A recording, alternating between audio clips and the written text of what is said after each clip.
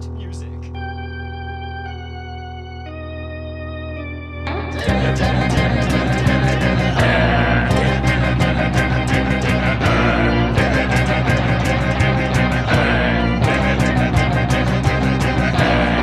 He's not a bat, he's a man who fights crime. And we're gonna watch him fight for a minute at a time. With John and Niall and a guest who doesn't rhyme. It's Bat Minute!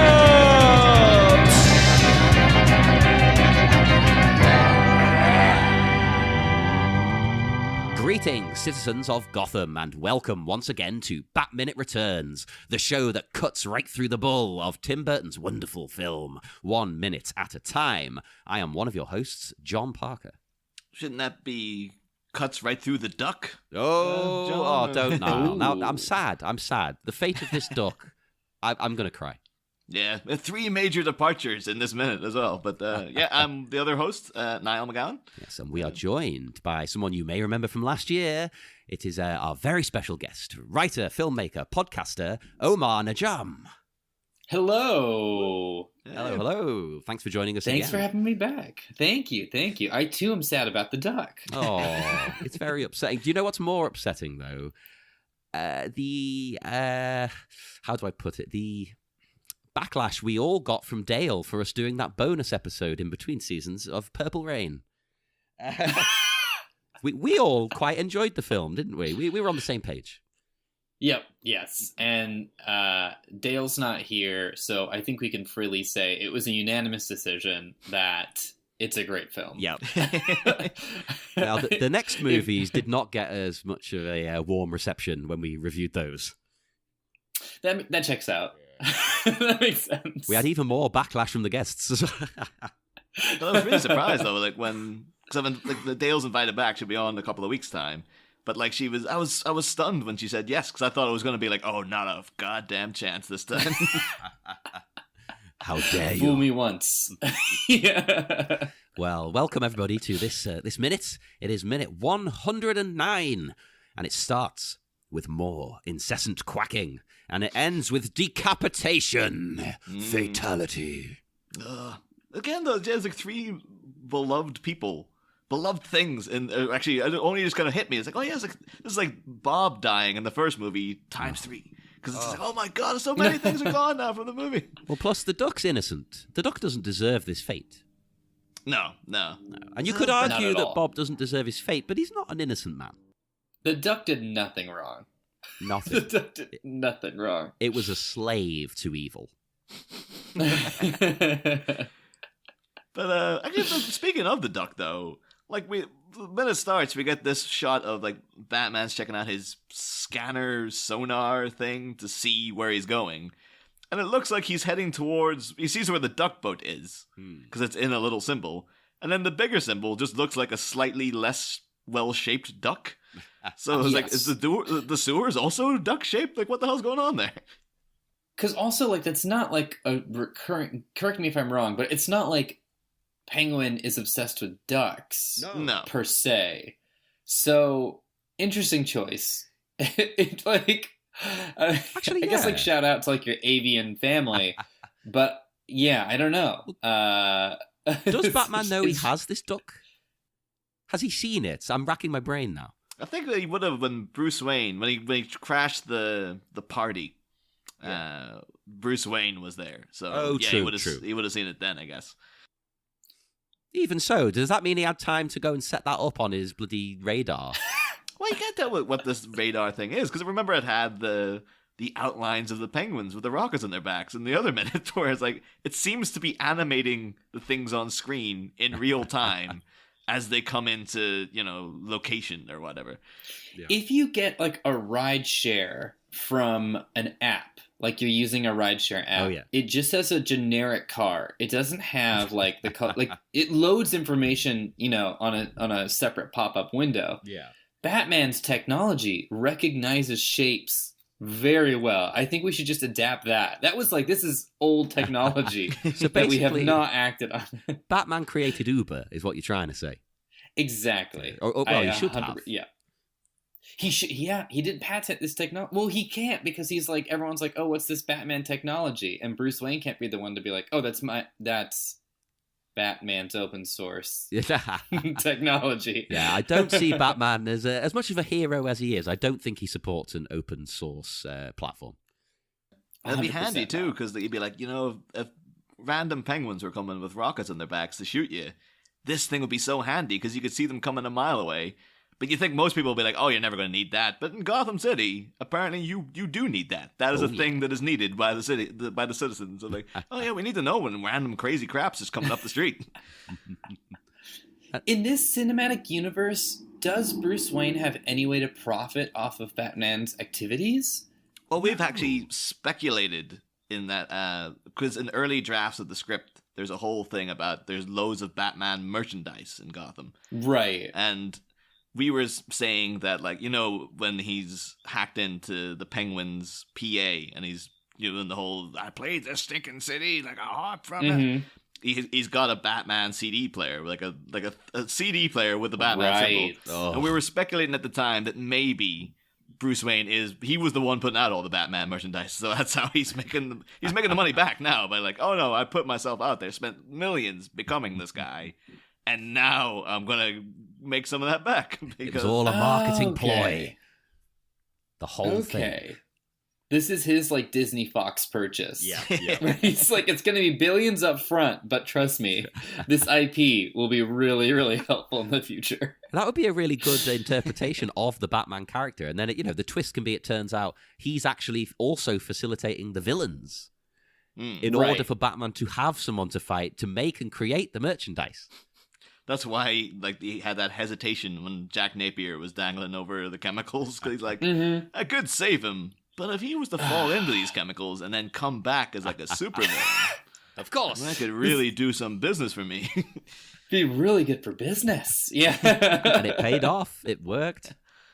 Although speaking of clown criminals, within the minute we do get the Penguin angrily glaring down because he can hear the approaching bat ski boat.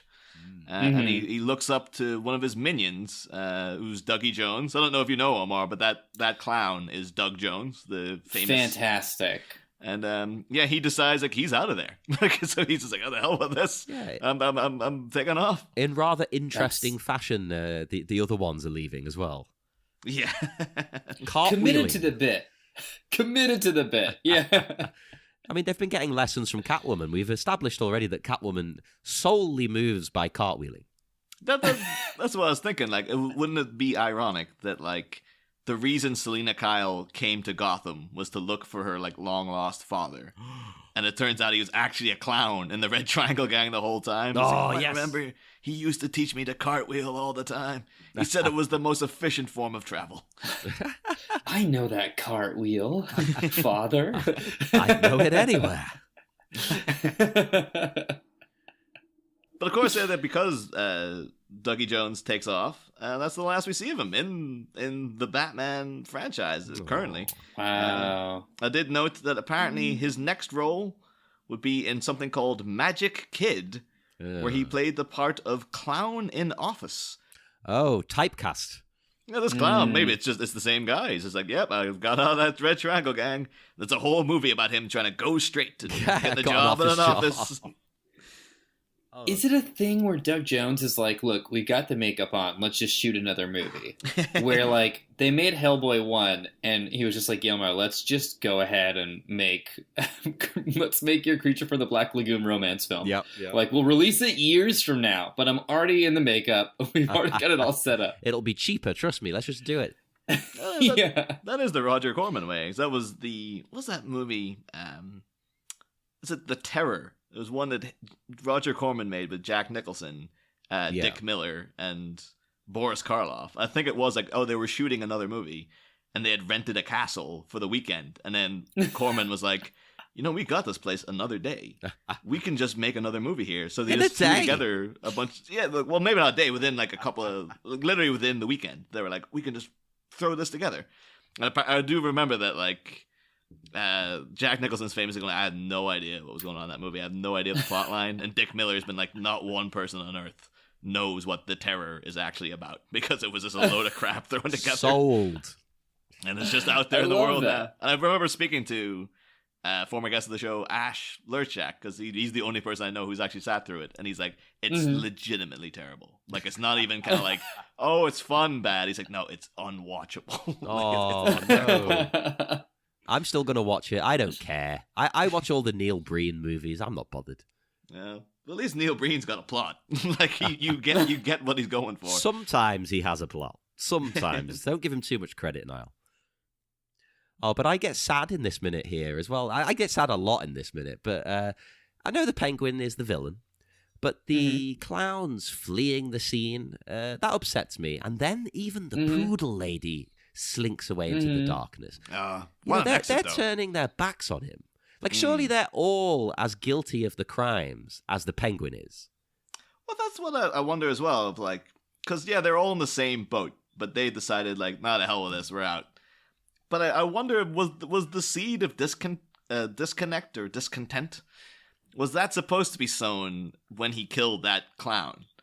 And that was supposed to be the bit where they're like, wait a minute, he just shot a guy. Like, you cross one clown, you cross us all. Yeah. And so now they didn't really build on it in the movie, but it's supposed to be implied that, like, oh, no, we can't trust, things are going down, we can't trust you anymore, the hell with you. See, that's good. I like that because the way I've always kind of viewed it, my interpretation was kind of they're maybe annoyed about the whole mayoral thing. You know, the fact he kind of abandoned him to go and run for mayor, and if he'd succeeded and actually was running for the mayor, he might have abandoned them all, like, screw these guys.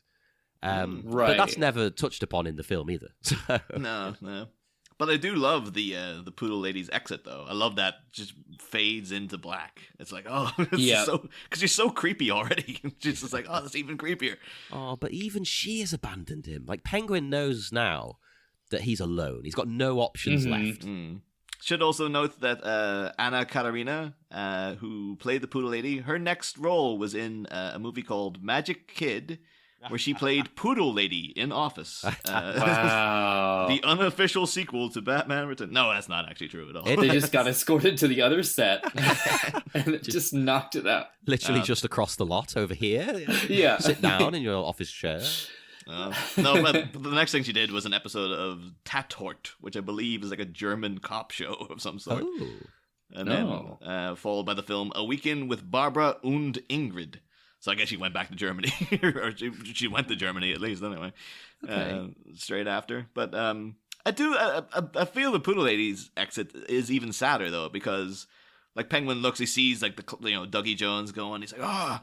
He looks over, he sees the other clowns cartwheeling out, and he's what? But he has a moment of like, oh wait a minute, she would like. He has a recognition of like, if someone's gonna stick by me, it's gonna be the Poodle Lady. And then he looks up hopefully at her, and then she's gone as well. And that's what's like, he realizes he's completely gone then. Yeah, that's it now. There's no succeeding at this point. It's more survival. Yeah. I do have to ask though, because then he's out of there. Always impressed with how, considering how heavy that suit was, how nimble Danny DeVito is. So when he's running off, he jumps in the duck. It's like, like a pretty cat. impressive. Yeah, it's amazing. He's so committed to the role. Yeah, like he just cannonballs himself into the duck. That's what you want. That's dedication and passion. But I do like the idea though of like, again, we're joking about like, oh, the Doug Jones clown went on and got an office job, but like seriously, where are they planning to go? Like exactly, Batman's going to come for them, right?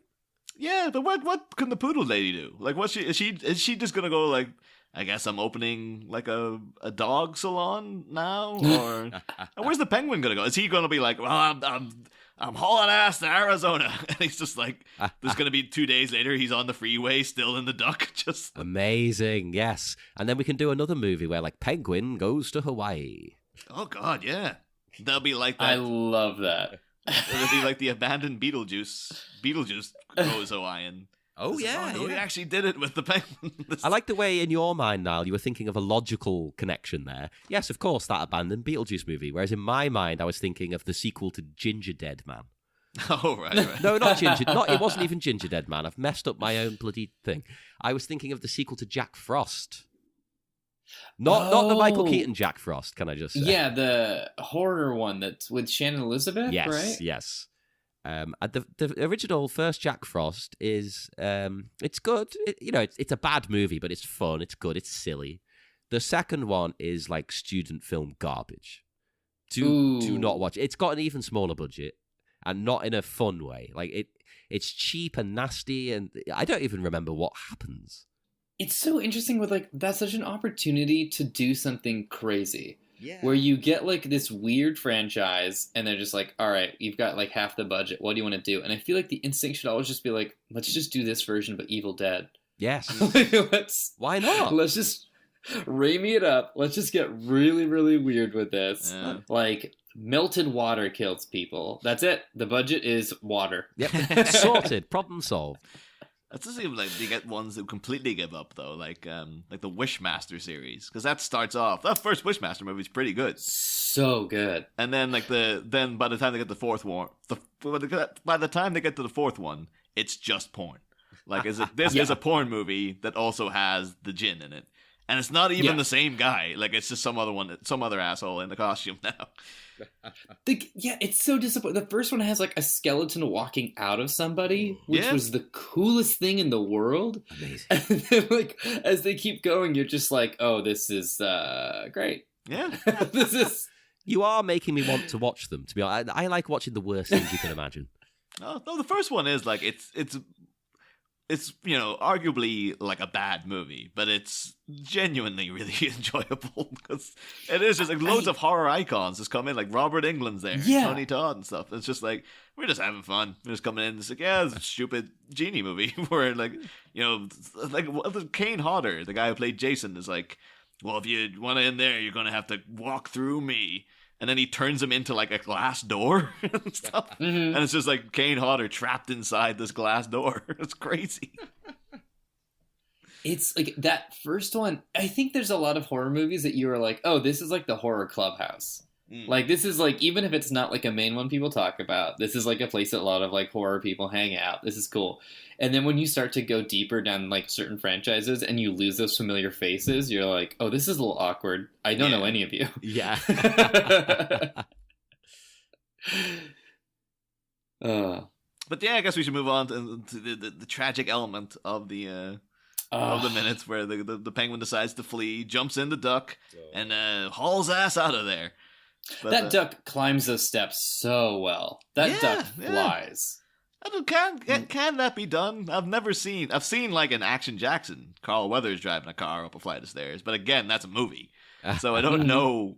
Is this like this is very impressive that the duck boat can drive upstairs, or is this like, oh no, you could drive any car upstairs if you wanted to? No, see, that's the thing. To me, witnessing this was as like revelatory as seeing BB-8 go down some stairs. Right. I was like, oh, okay, yeah. Like this thing going up the stairs, it's insane. You can't do that. There's no way you can do that. Come on. But it's great. I love it. And the duck in general, it's bonkers. It's skidding and screeching all over the place. He's tearing it up. I want a DC Kart Racing game. Oh, yes. With the duck? Oh, that'd be amazing. It'd be brilliant, wouldn't it? I mean, the Batmobile would be unfair. You'd have to nerf it somehow. Yeah. Mm-hmm. I mean, though, that duck's doing all right, though, because you never know. Maybe it's even more powerful than the Batmobile. Of course it is. Don't question it. Maybe that's actually where he originally got off. Bruce Wayne originally was going to be like Duckman, and he drew up all these things, and at one point he's like, I'm not feeling the duck motif anymore. Flush all this stuff down the toilet, and then like all of a sudden Oswald Cobblepot comes across this Duckmobile. He's like, oh, this thing's amazing. When did Nightmare Before Christmas come out? It would have been the year after this. I think this is 92 and that's 93. Oh man, I was going to paint some headcanon. Well, I mean, we can do the reverse, I suppose. It's just not as exciting. But some headcanon of because it looks so much like the vampire rubber duck. Or the vampire wood duck. And if there was some way where it was like some weird crossover where like Jack had delivered the vampire duck to like our universe or to Gotham's universe. That'd be great. And like that's what inspired it. But maybe, okay, I'll have to keep this one cooking in the back. I love where you're going with it though. This is fantastic. There's got to be somewhere. Maybe the duck had to die so it could live in Halloween Town. Maybe that's what it is. It moves on into the afterlife. Yeah, into the eternal Halloween slumber. Yeah, because the implication is that maybe the residents of Halloween Town were living. I mean, Zero, the dog, he's got a grave. You're right. So it's possible they were once living people and have forgotten over the years. Oh, we can't talk about this too much because I have a feeling Disney's going to do a prequel movie now. God. Yeah. Don't tempt them. Don't tempt them. You love Jack Skellington. Who was he before? Insurance man, Jack Smith. That would be perfect. He's got this boring life and he doesn't find himself truly until he dies. He's the one guy in the neighborhood who really loves Halloween and puts up all the decorations and stuff. Oh. Yeah, then the kids always abuse it and stuff. He does. Okay, listen, maybe actually we should flip this out into the universe because I'm falling in love with it. So I feel like Jack Smith, who works at the insurance company, does drag karaoke on the weekends, and that's when Jack feels alive. Oh my God, yes. And there's someone in the back who's always watching, maybe one of the bartenders, named Sally. But they never connect. During life, they don't connect. He can't pluck up the courage. Oh, well, back in the minute here, we see Batman again now, and he swerves his boat thingamajig as he's worked out that the Penguin has departed the base. Now, that's another example of his signal tracking being insanely good. Mm-hmm. How can it pick up that? Because the Penguin's only just left the base. So surely if you're looking at this scanner, it's kind of like, well, he's probably down here somewhere. It's not that precise, is it? That's what I was wondering. Because it doesn't have a y-axis. Well, I mean, it has a y-axis, but it doesn't have, I guess, to use the physics terms or whatever, it doesn't have a z-axis or a k-axis where they're like, oh, up, down, right? It's just I know that how far it is from me. Yeah. Is my understanding of the duck dar. So Batman interpreting that data and being like, the duck is up is something else. It's incredible. I mean, it is from a Bruce Wayne who can DJ a CD.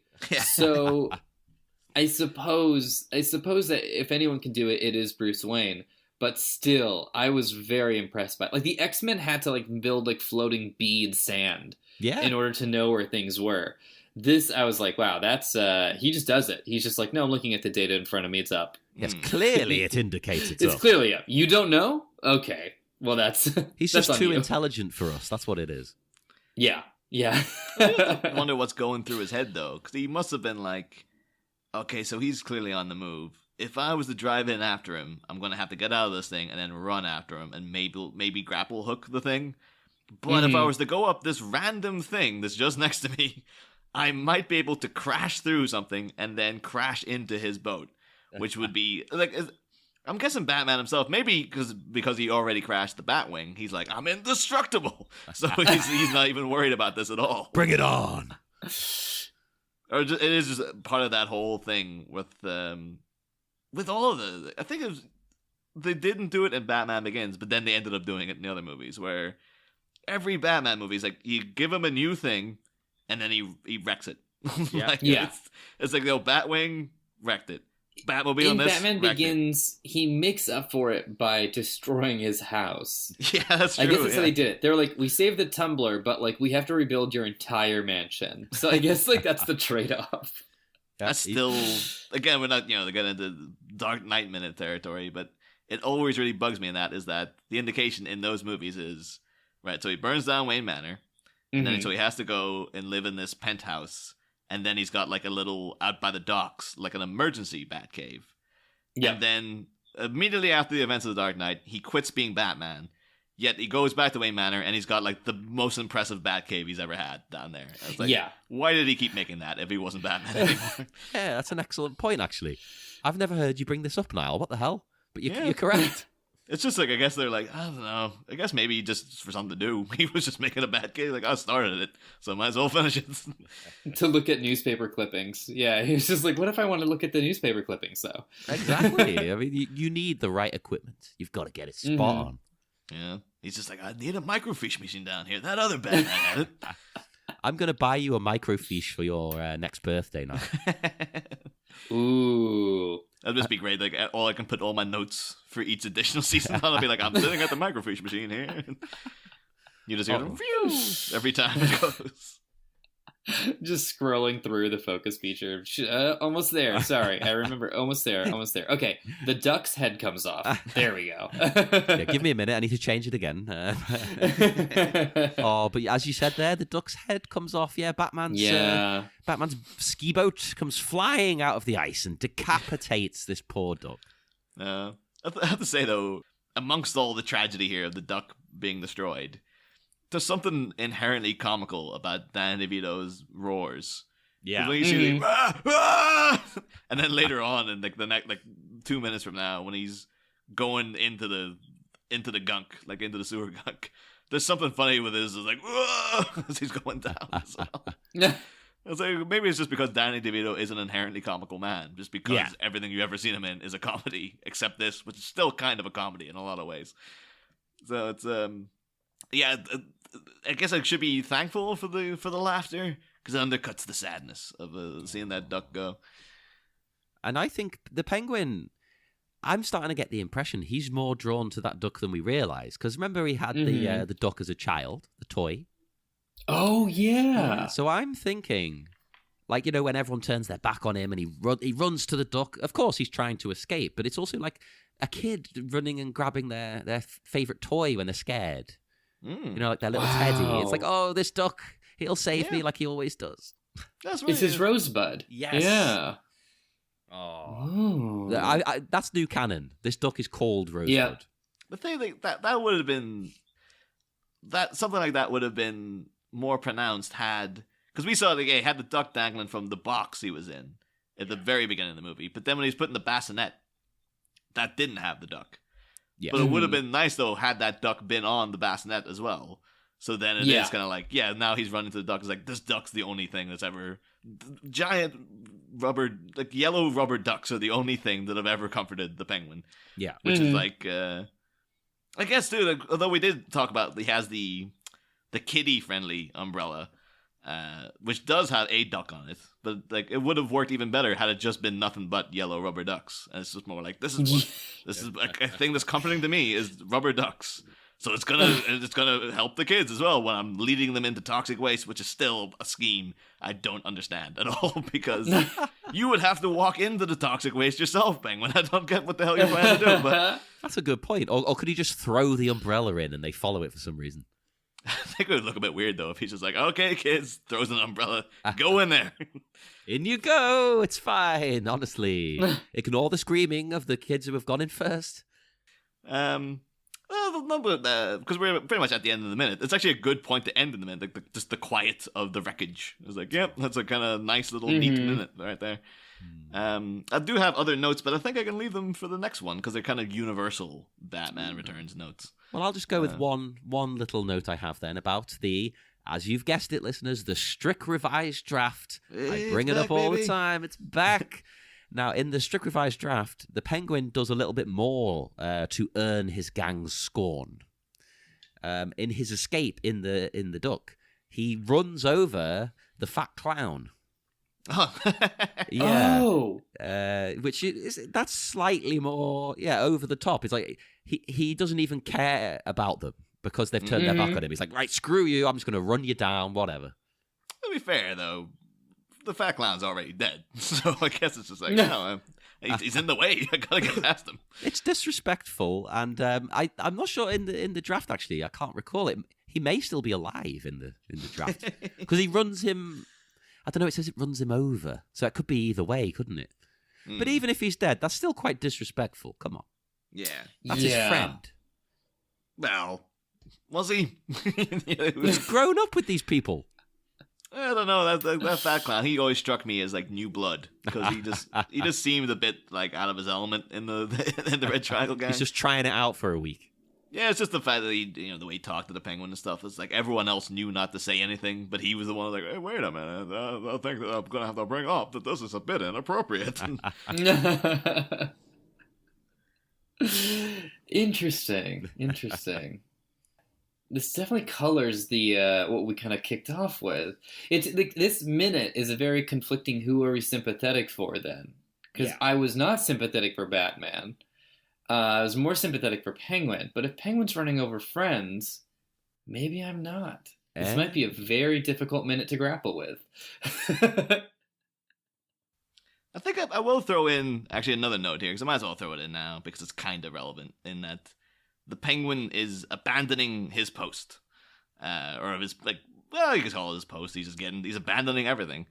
But one thing I did discover quite recently, to my surprise, about Danny DeVito, is that he has also abandoned, or seemingly abandoned, quite a venture, in that apparently he used to have his own liqueur, which was Danny DeVito's limoncello, which is a lemon-based Italian liqueur.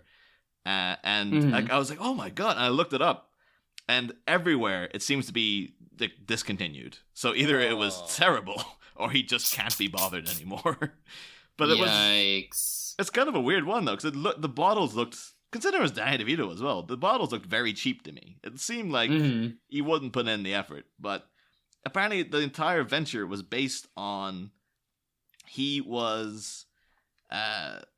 apparently one night he was out partying all night with future Batman George Clooney. Oh. The two of them apparently are great friends, and they stayed up to, all hours, and DeVito has been like, oh yeah, I was on had 7 limoncellos. Ooh. And then I like them, but I don't want more than one. But then he said that because the next morning at 7 he had a radio interview, so he just I just stayed up the entire night, and then I did the radio interview, and then went to a limousine to go and guest on The View. And he fell asleep in the limo for 2 hours, and then someone just brought him. It's like, Danny, you gotta go. You're on The View now. And he's just finally got up, had no idea where the hell he was going, and just walked out, still completely drunk off his ass, and onto an episode of The View. This is in 2007 or so, and it's just him. You can get the footage of him. It's him sitting amongst the ladies of the View, just ripping into Bush and stuff. But he's very clearly drunk. And he's just telling, I've been on all night with George Clooney. Oh, we had a great time and all this other stuff. And because apparently this moment was so infamous, it inspired him to launch his own line of limoncellos with his own theme. It has his own theme tune and everything. But even the theme tune sounds very cheap. So it's kind of I don't know how small a piece of his ass he put into doing this. Danny, we need you to come back strong with a high-class drink. But he seems like a man who enjoys a scotch. Mm. Well, I think he seemed to be hardcore in those limoncellos. Yeah. He talks about them. He's like, I grew up in this stuff. I love it and stuff. But I guess some of the reviews that people who had drank it said it was legitimately good. But I guess maybe he's just I can't be bothered with the upkeep anymore. But it did inspire me to also look into Danny D, obviously he's got his own line of drinks. And then I recall George Clooney seems to be the face of Nespresso. Does he have a stake in that? But I found out, no, that's just the thing that he is the face of. But apparently George Clooney has a very, very successful tequila brand called Casamigos, which I was stunned to find this. I was like, this can't be right. He sold the brand to Smirnoff and Johnny Walker for $1 billion. Whoa! And it was him. He co-founded it with Cindy Crawford's husband, apparently. And then so apparently this massive George Clooney owned tequila brand. It can't be $1 billion. That seems excessive. That's insane for a tequila brand. I guess because I've never heard of it, so it's if it was that big, I think it would be over here as well. But I do wonder if Danny's ever yeah, George did well with that that liquor thing. I really didn't put in the effort with limoncello. Oh man, you know what? What if it's a limoncello? What if we bring back the limoncello business, but make it the duck limoncello? From this minute. Oh, that's perfect. Duckacello. Duckacello. Lemon duck. Ooh, lemon duck is not too bad. And would it be in a duck-shaped bottle, or is that too tacky? I'd go for it. And it comes out of the bill. You tip the duck, and that's the catchphrase, tip the duck. Yes. We're onto something here. Danny, come on. I know you're listening. So Get it done. When he's doing the adverts, he has to deliver it in that in the duck way he did in the earlier minute. So he's like, "Oh, drink Danny DeVito's Duckacello to the duck." Yeah. And it's just like Chris Walken just walking past him to go get a glass of it. Like, oh, I love that. That's really good. Well, we'll head off into the dark, dark night now, and listeners, go and enjoy a nice limoncello, and join us again on Wednesday, where we will be back. We'll have had 500 limoncellos before we begin. I promise you. Mm-hmm. We'll all be just sozzled on the stuff in honor of Mr. DeVito. And yes, Omar, would you like to tell our listeners where they can find you online when you're not asleep from limoncello?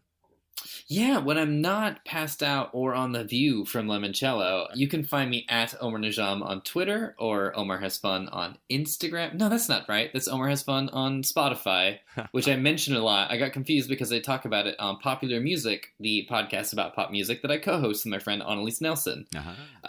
So I'll just segue very cleanly into that. And then on Instagram, I am Omar Najam Film. And I think those are most of the things. I also did a podcast called Thank You for Questing, which was, we closed it out. It's a beautiful story. If you like RPGs and fantasy characters and comedy and you like animals that do things, check that out. To be fair, if you don't like those things, I don't really want to know you. So that's very true.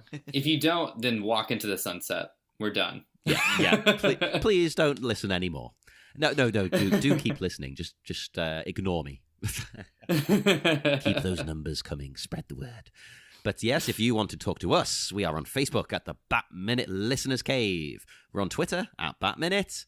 I say this every episode. We're on Instagram at I've forgotten it. The Bat Minute. I ask you this all the time, Niall. I changed it myself and I don't remember. Is it The Bat Minute? I think so. Like, I'm the wrong person to ask. The other person hosting the show is the wrong person to ask about the branding. When you get so used to how something was, when you change it, it takes a good few years to get it into your head. So by next season, I'll remember that we changed it to The Bat Minute, which is what it is. We'll change it for next season just to throw me off because it's fun. Everybody likes laughing at me. So join us again on Wednesday where you can laugh at me some more. See you then.